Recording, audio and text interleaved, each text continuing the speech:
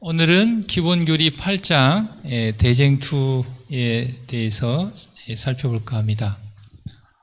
제가 요즘 이제 새벽기도의 난해절에 대해서 이렇게 다루고 있는데 보통 이제 조회수가 50회를 넘어가지 않습니다. 대개 이제 우리 교인들이 이렇게 보기 때문에.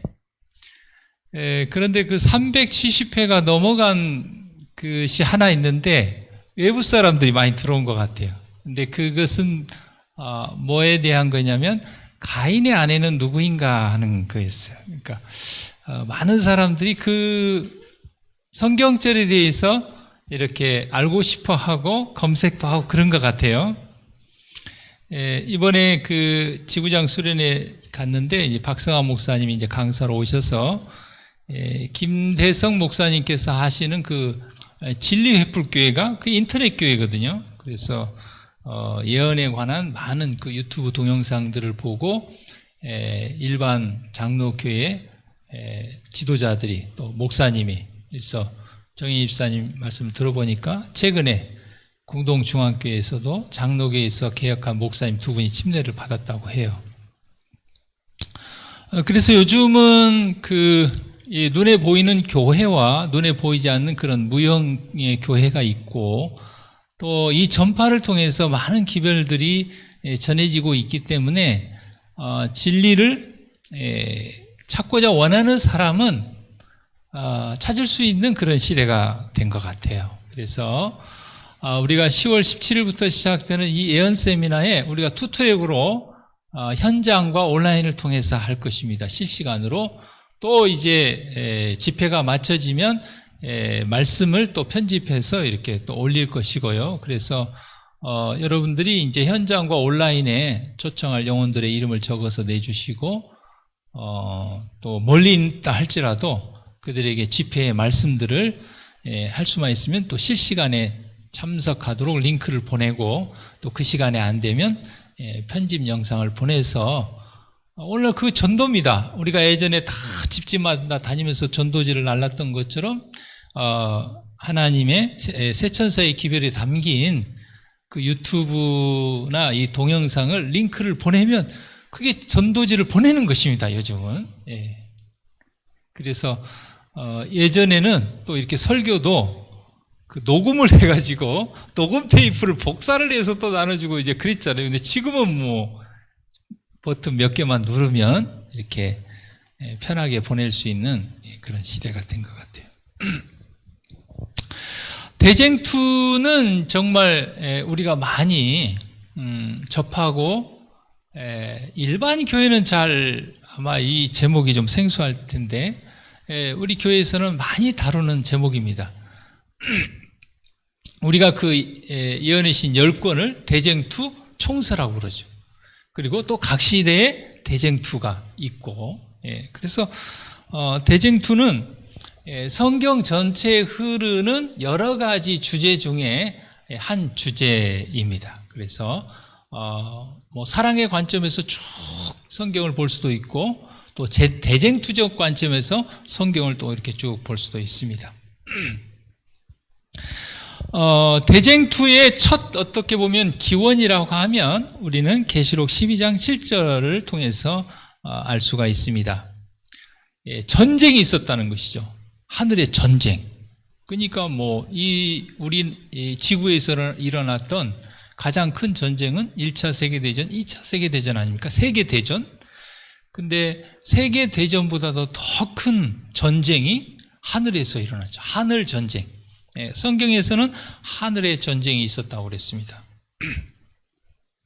그 전쟁의 당사자는 미가엘과 그의 사자들, 용과 그의 사자들.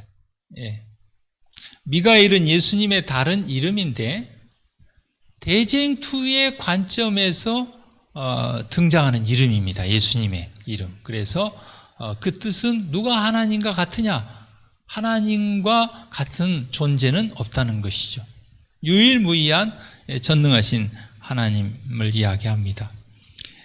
그래서 12장 초반부에 보면 루스벨이 사단이 하늘 천사의 3분의 1을 땅에 떨어뜨려서 미혹을 했기 때문에 미가엘 예수님과 예수님을 따르는 3분의 2의 선한 천사들과 용 사단과 사단을 따르는 3분의 1의 악한 천사들 간의 대쟁투가 선악 간의 그 전쟁이 벌어졌습니다. 그래서 죄가 기원이 되었고 사단과 사단을 따르는 악한 천사들이 이 지구로 쫓겨났습니다. 정말 천사였고 사람보다도 뛰어난 그 다음에 천사의 장이었는데 어떻게 그런 정말 완전한 존재가 죄를 짓게 되었을까? 참 신비고 우리가 풀 수 없는 문제인 것 같습니다. 그러나 우리는 이제 단순하게 성경에 기록된 대로 받아들일 수밖에 없습니다. 에스겔 28장 15절에 내가 지음을 받던 날로부터 내 모든 길에 완전하더니, 그러니까 하나님의 창조는 완전했습니다. 루스벨 천사도 그렇고 아담과 하와도 마찬가지고 심히 좋다고 말할 정도로. 그런데 어떤 연유로 어떻게 죄가 들어왔는지까지는 우리가 해석할 수는 없습니다. 우리가 성경에 기록된 대로 받아들일 뿐입니다. 그런데 마침내 불의가 드러났다, 그렇게 성경은 기록하고 있습니다.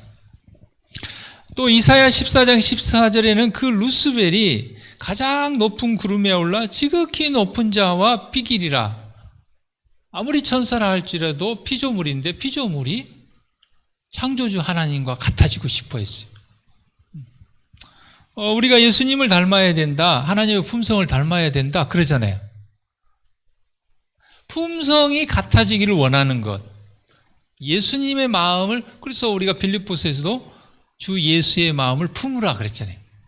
주 예수의 마음을 가지라, 주 예수의 정신을 가지라. 그래서 그리스도인은 그리스도를 닮은 사람이 그리스도인 아닙니까? 그런데 이 이사야 14장의 14절에 이 루스벨이 하나님과 같아지고자 한 것은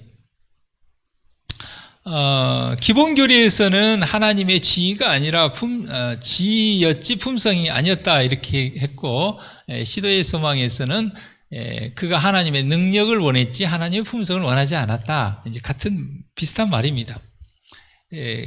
이번에 그 골든벨에서도 나왔던 문제죠. 루스벨이 갈망한 것은 하나님의 지위, 하나님의 능력, 하나님의 힘을 원했던 것이죠. 그걸 통해서 자기 어떤 원하는 바, 어떤 이기적인 마음대로 하고 싶어 했습니다. 그러나 하나님의 품성, 사랑의 품성, 이타적인 마음, 희생하고 봉사하는 마음은 원하지 않았다는 것이죠. 드디어 이제 이 지구가 창조된 후에 사단이 이 지구로 쫓겨나서 이 지구의 가장 아름다운 짐승이었던 뱀을 매개추로 해서 아담과 하와가 나타나서 아담과 하와를 미혹해서 죄를 짓게 했습니다. 창세기 3장 15절에 너희가 그것을 먹는 날에는 너희 눈이 밝아 하나님 같이 되리라 그랬어요. 마찬가지죠. 이번에도 아담과 하와를 미혹하고 자극했던 것은 뭐냐면 이거 먹으면 하나님과 같이 된다. 똑같이 아담을 유혹했던 것은 어떤 겁니까? 하나님의 지위, 하나님의 능력을 얻을 수 있다. 하나님의 품성이 아니라. 그래서 결국 죄가 시작됐습니다. 하늘 전쟁이 이 지구로 옮겨져서 이제 선악의 대쟁투가 이 지구에서 시작됐습니다. 우리가 창세기 3장 15절 말씀을 복음이라고 합니다. 원복음이다. 그런데 왜 복음이냐? 하나님께서 뱀과 여자, 구약의 이스라엘 백성과 신약의 교회가 원수가 되게 한다고 그랬어요. 그리고 뱀의 대리자들과 바벨론, 페르시아, 그리스와 같은 그런 사단의 대리자들과 또 여자의 후손, 예수님과 또 원수가 되게 한다고 그랬어요. 이것은 은혜 중에 은혜입니다. 하나님께서 죄로 기울어지는, 악으로 기울어지는 우리의 마음 속에, 우리의 이 본성 속에 죄를 미워하고 사단을 미워하는 그런 적이 미워하는 마음을 넣어줬다는 것은 은혜죠. 만약에 그게 없다면 어때요? 악한 생각, 사단의 미혹을 그냥 고민도 없이 투쟁도 없이 그냥 쑥 받아들이지 않겠습니까? 그렇죠. 그래서 이건 복음이고 은혜입니다. 하나님께서 사단에 대하여 미워하고 적대시하는 마음, 죄에 대해서 미워하고 적대시하는 마음을 우리에게, 우리의 마음에 넣어주셨습니다. 그래서 참 예수님은 사단의 머리를 깨부실 것이라고 예언하셨고, 사단은 예수님의 발품치를 상하게 함으로 십자가에 못 박을 걸 예언한 것이죠. 사단도 그렇고 아담과 하와도 그렇고 그들이 만족해하는 마음이 없었어요. 우리가 디모데전서에 보면 지족하는 마음, 자족하는 마음이 있으면 경건이 큰 이익이 된다고 그랬는데, 하나님께서는 루스벨을 천사들의 최고의 장으로 세워줬는데도 불구하고 그 직분과 그 위치와 그 자리에 대해서 만족하지 않았어요. 불만을 가졌어요. 불평을 가졌어요. 그리고는 예수님과 같은 창조주의 지위와 능력과 그 자리를 원했던 것이죠. 아담과 하와도 마찬가지입니다. 하나님께서 인류의 조상으로 정말 시조로 그렇게 완전하게 창조해 주셨는데 그것에 만족하지 못하고, 그래서 참 자족하는 마음은 참 중요한 것 같습니다. 사랑하는 성도 여러분, 만족하십니까? 행복하십니까? 좀 내가 살고 있는 사람보다 좀 더 멋있고 더 키도 크고 더 좀 예쁘고 더 돈 많은 사람 만나고 싶습니까? 많은 사람들이 유명한 사람, 연예인 이런 사람을 원해요. 그러나 정작 자신은 그런 사람을 만날 수 있는 또 그런 자격은 안 돼요. 그렇지 않습니까? 그럼 그런 위치에 있는 사람은 또 그런 위치에 있는 사람을 만나고 싶어 하지 않겠습니까? 신앙도 그렇습니다. 신앙의 어떤 믿음이 높은 사람은 또 그런 사람을 만나고 싶어 하는 것입니다. 자족하는 마음, 현재 나의 위치에 대해서, 나의 직분에 대해서 만족하고 감사하고, 그럴 때 선악의 대쟁투에서 승리할 수 있음을 기억하게 되기를 바랍니다. 창세기 4장 8절에 죄의 결과로 첫 번째 살인 사건이 일어났는데, 그것은 정말 불행 중에 불행이요, 형이 동생을 죽이는 첫 번째 살인 사건이 일어났습니다. 그리고 창세기 6장 5절에 보면 죄악이 세상에 관영하고 사람들의 마음의 생각이 모든 계획이 항상 악하기만 했기 때문에 더 이상 이제는 하나님께서 기회를 주고 은혜를 줘도 아무 소용이 없는 것입니다. 그래서 하나님께서는 노아 홍수를 통하여 세상을 다시 정결케 하고 노아의 후손을 통해서 하나님의 형상을 닮은 사람들로 이 지구를 채우기를 원하셨던 것입니다. 또 우리가 선악의 대쟁투에 정말 한 예를 본다면 우리는 욥기를 들 수가 있겠습니다. 욥기는 정말 왜 의인이 고난을 받는가 하는 문제에 대한 해답을 우리에게 줍니다. 욥기 1장과 2장에 보면은 핍박과 시련과 고난을 받는 사람은 욥입니다. 그런데 그 욥을 두고 선악의 대쟁투를 벌이는 사람은 누구예요? 여호와 하나님과 사단이에요. 그래서 어느 날 하늘 회의에 사단이 지구의 대표로 왔을 때 하나님께서 욥과 같은 사람을 정직하고 정말 순전하고 그런 사람을 보았냐? 그러니까 사단이 하나님이 축복하시니까 하나님을 순종하지 축복을 뺏어 보십시오. 그러면 하나님을 욕하고 떠날 것입니다. 그래서 선악의 대쟁투의 중심에 욥이 있었지만 그러나 선악의 대쟁투의 그 주력은 하나님과 사단 간의 싸움이었다는 것이죠. 고린도전서 4장 9절에도 세계와 천사와 사람에게 구경거리가 된다 그랬어요. 예를 들면 뭐 월드컵을 한다. 그런데 우리나라와 일본이 예를 들어서 월드컵 축구를 한다. 그러면 어때요? 한국 선수와 일본 선수가 둘이 이제 축구장에서 누가 이길 것인가 축구 경기를 합니다. 그런데 그 경기를 누가 다 보고 있어요? 뭐 위성 중계를 통해서 한국 사람과 일본 사람과 온 세상에 있는 사람들이 그걸 봐요. 누가 이기나. 마찬가지로 타락하지 않은 세계의 거민들 99개의 한 마리 잃어버린 양이 이 지구라면 잃어버림을 당하지 않은 선악과를 따먹지 않은 죄가 들어오지 못한 99개의 세계의 거민들이 여기 사단이 대표로 왔던 이 회의에 왔던 그 또 다른 범죄하지 않은 지구의 대표자들이 있는 그 거민들이 또 천사들이 다 구경하고 지켜보고 있다는 것이죠. 마치 우리가 한일 월드컵을 지켜보는 것처럼 더 자세하게 마음의 생각까지라도 다 눈에 보이지 않는 것까지라도 다 지켜보고 있다.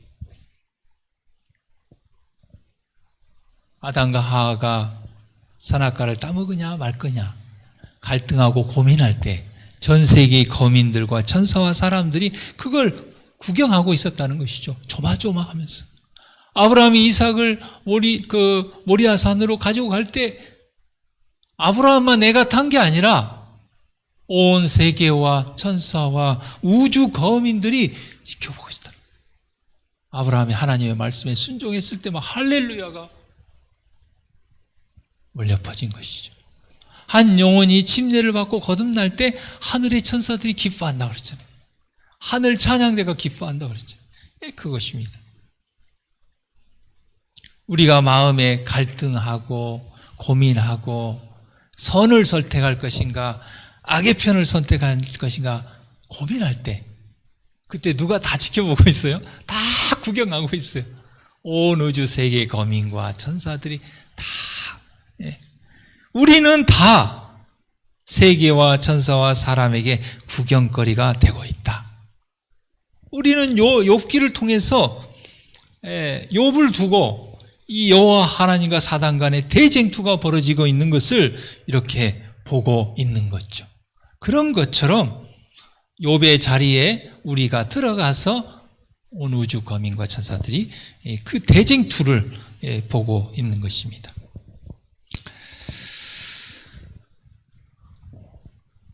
선악의 대쟁투의 쟁점은 뭐냐? 하나님의 율법입니다. 그래서 죄는 하나님의 율법을 범하는 거예요. 하나님의 십계명을 범하는 것입니다. 하나님의 말씀을 어기는 것입니다. 선악과는 하나님의 아담과 하와에게는 하나님의 율법을 십계명을 하나님의 말씀을 상징하는 것이죠. 그걸 따먹었다는 것은 하나님을 불신하고 순종하지 않은 것이죠. 또 선악의 대쟁투의 쟁점은 경배에 관한 것입니다. 예수님께서 광야에 있을 때 사단이 나타나서 시험했습니다. 만일 내가 엎드려 자기한테 경배하면 이 모든 세상을 주겠다 그랬어요. 그 하나님 건데 아담과 하와가 범죄해가지고 자기가 잠깐 뺏어 가놓고 그것을 예수님 앞에 거래를 하고 있습니다. 그런데 예수님께서 하나님의 말씀으로 주 너의 하나님께만 경배하고 다만 그를 섬기라. 경배에 관한 문제입니다. 첫째 선서에 관한 기별도 경배에 관한 것입니다. 창조주 하나님을 경배할 것이냐, 그 외에 천지를 짓지 아니한 다른 우상을 섬길 것이냐, 하나님을 믿고 신뢰하고 순종할 말씀을 순종할 것이냐, 아니면 세상을 쫓아갈 것이냐, 그 경배에 관한 문제입니다. 결국은 예수님께서 십자가에서 승리하셔서 이 세상을 잠시 빼앗아간 세상 임금, 세상 신이었던 사단이 쫓겨났죠. 그 다음에 또 이 대쟁투의 또 쟁점은 예수님을 어떻게 생각하느냐 하는 것입니다. 마태복음 16장 13절에 사람들이 나를 어떻게 생각하냐 제자들에게 물었습니다. 선지자라고 생각합니다. 모세나 엘리야 이렇게 생각합니다. 모세야 엘리야 얼마나 위대한 사람입니까? 모세, 구약의 대표적인 사람이 모세 아닙니까? 정말 장정만 60만 명, 어린아이까지 다 가족까지 하면 200만 명을 40년 동안 이끌어다니, 상상만 해도 한 사람이 불평만 해도 60만 200만 불평이, 불평에 그냥 깔려 죽을 것 같아요. 한두 명 불평을 해도 얼마나 힘듭니까? 정말 모세는 위대한 사람, 엘리야도 위대한 선지자입니다. 아무리 위대한 선지자라 할지라도 예수님은 선지자 이상이죠. 하나님의 아들이요, 구주요, 메시아요, 그것을 믿느냐 하는 것입니다. 다른 사람은 어떻게 생각하느냐 물으셨고, 그 다음에 너희들은 어떻게 생각하느냐. 오늘 이 시간에 하나님께서 우리 각자에게 묻는 거예요. 너는 예수님을 누구라고 여기냐, 어떻게 생각하느냐. 그냥 어렵고 힘들 때 비나이다 하면 그냥 그 내가 가진 문제를 풀어주는 그런 구복적인 대상이냐, 아니면 나의 구원을 위해서 십자가에서 나를 대신하여 죽으신, 정말 나를 창조하신 구원과 구속의 하나님이시냐, 그걸 묻는 것입니다. 예수님께서는 요한복음 14장 6절에 내가 곧 길이요 진리요 생명이라고 말씀하셨습니다. 에베소서 6장 12절에 우리의 씨름은, 우리의 싸움은, 우리의 대쟁투는, 선악의 대쟁투는 혈과 육에 대한 것이 아니요 정사와 권세와 이 어둠의 세상 주관자들과 하늘에 있는 악의 영들에게 대함이라고 그랬어요. 욥의 씨름은요 자기만의 씨름이 아니에요. 지금 여호와 하나님과 사단 간의 이 정말 하늘의 영들에 대한 싸움이에요. 그렇지 않습니까? 이 씨름, 이 전쟁의 승리자는 누구십니까? 시편 24편 8절에 강하고 능하신 여호와, 전쟁에 능하신 여호와. 여러분, 이 세상에 어떤 장군도 어떤 장수도 이 선악의 대쟁투의 최고의 장군은, 장수는 여호와 하나님 예수님이십니다. 이 선악의 대쟁투에 능하시고 강하신 분은 여호와 하나님이심을 믿고 신뢰하게 되기를 바랍니다. 그래서 우리의 힘으로 이기려고 하지 말고 강하고 능하신 여호와, 전쟁에 능하신 여호와께 도움을 요청할 수 있는 저와 여러분이 되기를 바랍니다. 또 하나님께서는 이 선악의 대쟁투에 여러 가지 무기들을 우리에게 주셨습니다. 에베소서 6장 12절 말씀에 하나님의 전신 갑주를 입으라 그랬습니다. 이 세상의 무기가 아니라 하나님의 전신 갑주를 취하라 그랬습니다. 다윗이 골리앗과 싸우겠다고 나오니까 사울이 어떻게 했어요? 제일 좋은 칼, 제일 좋은 방패, 제일 좋은 갑옷을 줬습니다. 왕이 입던 갑옷, 왕이 찾던 칼. 그러나 그것은 사울의 전신갑주지 하나님의 전신갑주는 아니었어요. 다윗에게 있어서 하나님의 전신갑주는 물레.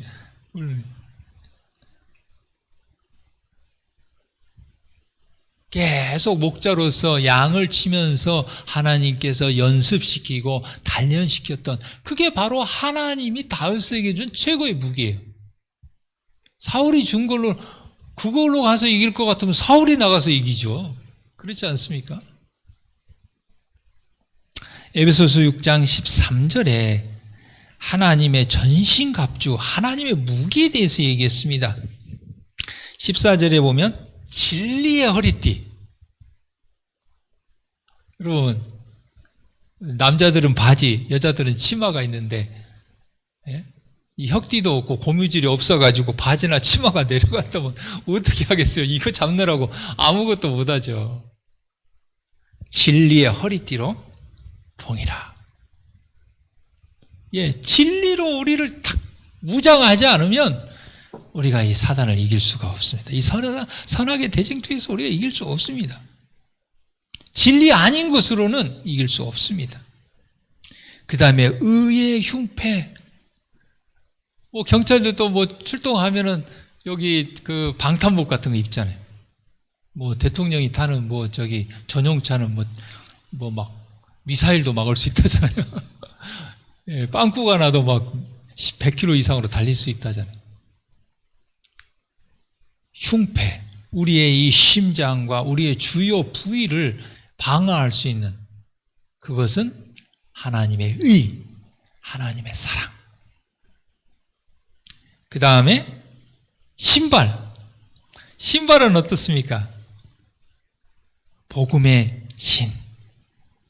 그 다음에 믿음의 방패. 사단이 칼과 활을 쏠 때 믿음의 방패로 탁 막을 수 있고, 또 하나님께서는 구원의 투구와 공격용 무기인 성령의 검, 하나님의 말씀. 그래서 예수님께서 광야에서 사단의 시험을 말씀으로 승리하셨죠. 사랑하는 성도 여러분, 하나님의 전신갑주를 입고 우리가 이 선악의 대쟁투에 승리하는 저와 여러분이 되기를 바랍니다. 로마서 8장 37절에 사랑하시는 이로 말미암아 우리가 넉넉히 이기느니라. 예전에 그 구원론 책이나 믿음으로 말미암는 그 책에 보면 그 책 제목 중에 하나가 뭐가 있었냐면 넉넉히 이기느니라, 그런 책이 있었어요. 늘 죄와의 싸움 가운데 패배하고 늘 절망만 당했던 사람에게 넉넉히 이긴단 말은 잘 체감되지 않습니다. 그런데 사랑하시는 이로 말미암아 우리가 넉넉히 이길 수 있다 그랬어요. 여자는 약하지만 어머니는 강하다 그러잖아요. 제가 아는 집사님 딸이 미국으로 시집을 갔는데 막내딸이라 어려서부터 그냥 정말 그냥 애지중지 키워서 이렇게 시집을 갔는데 시집 가서 아무것도 못할 줄 알았더니 애를 셋을 낳고는 그렇게 잘 산대요. 요리도 하고 살림도 하고 그 어렸을 때 그냥 어린애 같은 그 딸이 엄마가 돼가지고 생명을 걸고 아이를 낳아서 엄마가 되니까 어때요? 이 아이를 위해서 강한 어머니가 된 것이죠. 사랑은 넉넉히 이길 수 있는 힘을 우리에게 주는 것입니다. 그리고 우리가 사람은 미워하면 안 되지만 불법을 미워하고 죄를 미워하라. 그리고 의를 사랑하라. 사람은 죄를 사랑하고 죄인을 미워하지만 예수님께서는 죄를 미워하고 죄인은 사랑하셨다 그랬습니다. 미워한다는 말은 좋은 말은 아니지만 죄를 미워하는 것은 바로 창세기 3장 15절에 하나님께서 우리에게 사단에 대해서, 죄에 대해서 적대적인 마음, 미워하는 마음을 줬다는 것은 그것도 복음입니다. 의를 사랑하는 것도 복음이지만 죄를 미워하는 것, 이 불법을 미워하는 것도 복음이에요. 복음 중에 복음인 것입니다. 하나님께서는 이 선악의 대쟁투에 우리 혼자 싸우도록 두지 아니하시고 보혜사 성령을 우리에게 주. 보혜사 성령, 헬퍼, 우리의 도움자. 그 다음에 또 천사를 보내신다고 그랬습니다. 우리에게. 히브리서 1장 14절에 보면 모든 천사들은 하나님이 부리는 영들인데 구원을 얻을 후사들, 우리를 섬기라고. 뭐 하는데 섬기라고요? 뭐 우리가 여기서 서울 가야 되는데 시간이 늦어가지고 비행기를 놓쳤는데 천사가 우리를 그냥 서울까지 싹 데려다주는 그런 거 아닙니다. 선악의 대쟁투에서 정말 힘들어할 때 하나님의 보낸 천사들이 와서 도와준다는 것이죠. 그래서 홍 장로님 그 필리핀의 그 아이아스 말고 어디 대학에는 그렇게 천사들이 많이 나온다면서요? 네? AUP? AUP. 거기는 저 산골짜기에 있는 대학인데 막 천사를 봤던 사람도 있고, 그런 경험을 참 많이 했다고.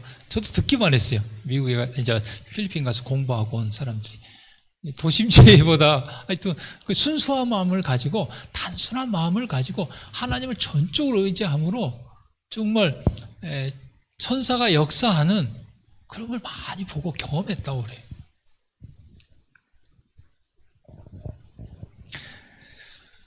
결국 이 선악의 대쟁투의 마지막 승리는 무엇이냐? 그리스도께서 오신 이유는 무엇이냐? 온 우주 세계 거민 앞에 하나님의 품성을 옹호하는 것입니다. 사단의 비난, 이 세상에 코로나가 온 것이 하나님께서 오게 했다. 일본에 지진이 나면 또 어떤 사람들은 뭐라고 그래요? 하나님을 안 믿어가지고 하나님이 지진을 보냈다. 그 사단이 하는 거거든요. 사단이 하나님께 덮어 씌우는 거거든요. 그렇게 해서 사람들을 하나님으로부터 멀어지게 하려고 합니다. 근데 그것을 온 우주 앞에 하나님의 품성은, 사랑은 그것이 아니라는 것을 십자가를 통해서 옹호한 것입니다. 아브라함의 승리는 하나님의 품성을 옹호한 거예요. 그래서 대쟁투는 승리로 끝났고 대쟁투의 마지막에 끝났다. 이제 다 이루었다. 그리고 맨 마지막에 뭐라고 그래요? 맨 처음도 하나님은 사랑이다 이렇게 시작하고 맨 끝도 하나님은 사랑이다. 하나님의 품성을 옹호하는 거예요. 다시 회복하는 거예요. 이 세상의 수많은 오해들을 다 하나님이 풀어주시는 것이죠. 사랑하는 성도 여러분, 이 험한 선악의 대쟁투의 중심에서 욥처럼, 아브라함처럼 하나님의 품성을 옹호하는 하나님의 자녀가 되기를 간절히 바랍니다. 기도하겠습니다.